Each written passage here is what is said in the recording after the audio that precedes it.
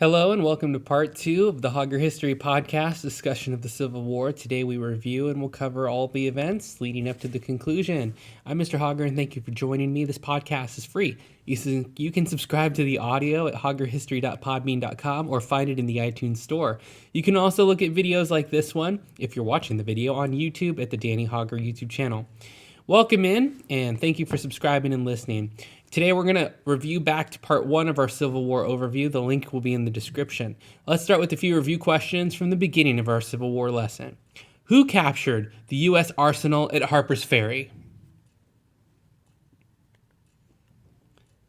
The answer, John Brown. In 1859, Brown led a raid on the Federal Armory at Harpers Ferry, and this was the start of a liberation movement among the slaves there. During the raid, when he had planned to outfit and arm the slaves, he seized the armory. 7 people were killed, 10 or more wounded. He intended to arm slaves with weapons from the arsenal, but the attack failed. Within 36 hours, Brown's men had fled or been killed or captured by local pro-slavery farmers.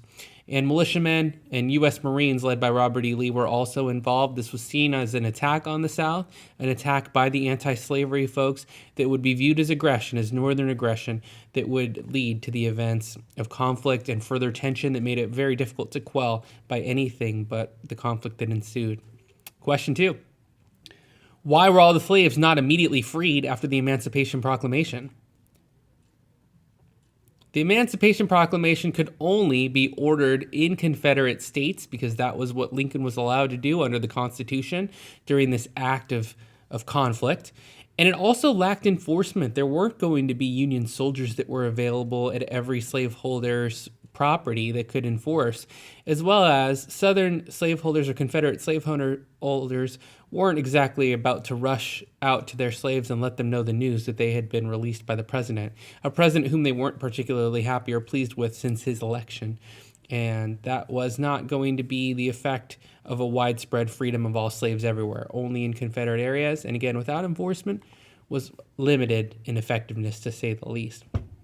War had a lot of effects on society. This is probably a question that you'll face on your assessment, your quiz, or your test. Copperheads were one issue that we did not discuss in part 1.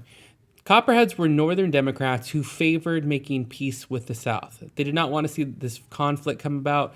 They did not victimize the South, and they did not think the South was in the wrong in this scenario. They wanted to find a peaceful way of ending this conflict. The law of conscription is one of the first things that changed during the Civil War in terms of lasting impact, things that we still deal with in our time today. This meant that the draft in 1862 began. People, men who were of physical ability, could be selected and pressed into service. Another thing that affects us to this day that's also a common conversation of conflict, there's a lot of C's, a lot of alliteration there, is income tax. The first income tax was put in place in 1861. Wasn't intended to become permanent. I just filed mine about a month ago. Prison camps. A quarter of all prisoners that were in these camps died. This included a place where people like spies, traitors, and captured soldiers would be placed. Horrible conditions, as much as the war was also horrible conditions with lack of food, with lack of clothing, proper attire, a long, unexpected conflict that was President Lincoln thought we could end in 90 days. Now let's talk about Gettysburg. This was 3 days of fighting in June of 1863, where 90,000 Union troops lined up against 75,000 Confederates, resulting in 51,000 casualties. The fighting of the Eastern Theater of the American Civil War between Lieutenant General Ulysses S. Grant of the North and Lee's Army of Northern Virginia was reported considerably more often in the newspapers than the battles of the Western Theater. But reporting of the Eastern Theater skirmishes largely dominated the newspapers as the campaign developed. Lee's army fought a series of battles in the Appomattox campaign against Grant that ultimately stretched thin the lines of defense. Lee's extended lines were mostly on small sections of 30 miles of strongholds around Richmond and Petersburg, Virginia. Now, his troops ultimately got exhausted. They had a really tough time defending such a wide line, and they were too thinned out and spread apart. Grant took advantage of the situation, launched attacks on this 30-mile-long, poorly defended front, ultimately leading to Lee's surrender and the Army of Northern Virginia at Appomattox.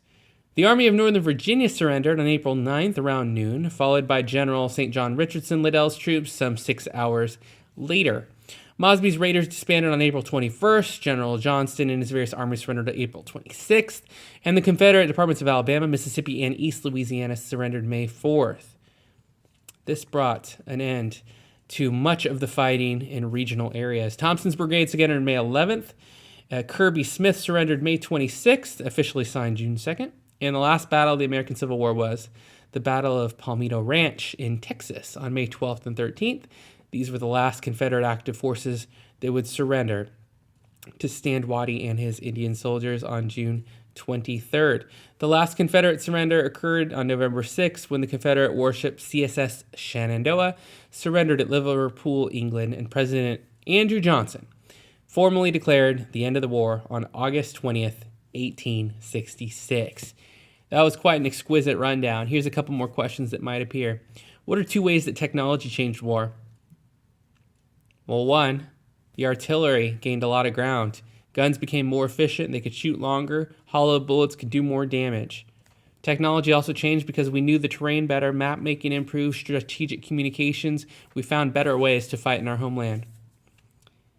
And ironclads, those ships that could take hours and hours of pummeling and house lots of soldiers, became incredibly important. We had 10 times more after the war than when we started and ordered for more naval power to command in the future.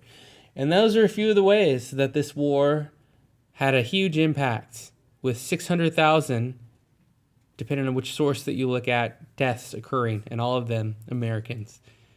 Not a lot of jokes today, not a lot of humor to be found in this subject. Did we get something wrong? Did we forget something? Leave us a note in the comment section below. Subscribe for more videos. They're all free for middle schoolers, and we hope that you enjoy it and learn a lot from us. And you can tweet us at Hauger History. We hope you stop back often. Check out our 40 other episodes, and wishing you all the best in your studies and in your educational career. I'm Mr. Hauger, and for this edition, the end of the Civil War, we remember those that lost their lives and hope that we remember our history so we're not doomed to repeat it. That's it for now. We'll talk to you on a future edition. Don't forget to subscribe and like, and thanks so much for listening.